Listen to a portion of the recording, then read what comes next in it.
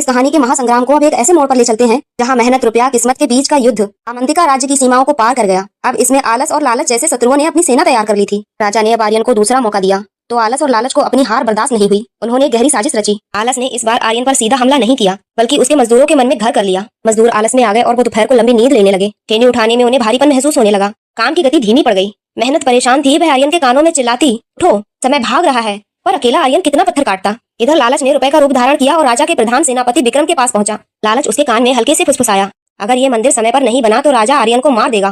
तुम बस इतना करो, मजदूरों को दिए जाने वाला खाना और पैसा रोक दो। वह पैसा तुम्हारा होगा और आर्यन खुद ब खुद हार जाएगा। सेनापति ने बिल्कुल ऐसा ही किया। इधर मजदूरों ने काम छोड़ दिया क्योंकि उनके पास न खाना था न पैसा। आर्यन अकेला रह गया था। उसने खुद पत्थर ढोए। उसके कंधे छिल गए, पैरों से खून बहने लगा। यहाँ मेहनत अपने चरम पर थी। एक रात पहाड़ पर भारी बारिश हुई। आर्यन का बनाया हुआ कच्चा ढांचा बहने की कगार पर था।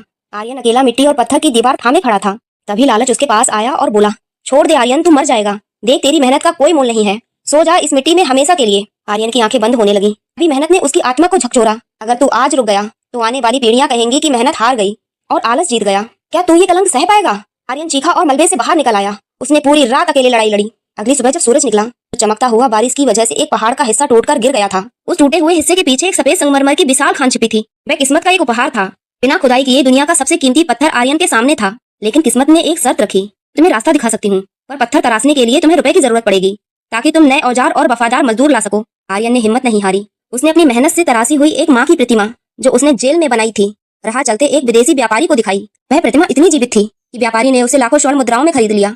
अब रुपया आर्यन के हाथों में था, लेकिन इस बार उसने रुपए को सिर पे नहीं चढ़ाया बल्कि उसके शस्त्र बनाए। मजदूरों को ऊंचा वेतन दिया जिससे आलस भाग गया। सेनापति के भ्रष्टाचार की खबर राजा तक पहुंचाई जिससे लालच का अंत हुआ और सबसे बेहतरीन कारीगर बुलाए। ठीक 1 महीने बाद अवंतिका के पहाड़ पर एक ऐसा मंदिर खड़ा था जो सूरज की पहली किरण पड़ते ही स्वर्ण जैसा चमकता था। राजा दंग रह गया। उन्होंने पूछा, आर्यन सच बताओ, तुम्हें यहाँ तक किसने पहुँचाया? मेहनत ने, रुपए ने या तुम्हारी किस्मत ने? आर्यन ने हाथ जोड़कर कहा, महाराज, जब मैं थक कर गिर रहा था तो मेहनत ने मुझे सहारा दिया। जब मुझे औजार चाहिए थे तो रुपए ने मेरा साथ दिया। जब मैं रास्ता भटक गया था तो किस्मत ने मुझे संगमरमर की खान दिखाई। लेकिन इन सब में महान वह संकल्प है जिसने आलस और लालच को अपने भीतर पनपने ही नहीं दिया। इन तीनों शक्तियों मेहनत, रुपया और किस्मत ने स्वीकार किया कि वे अलग अलग होकर केवल अंश हैं पर एक साथ होकर ईश्वर का रूप हैं।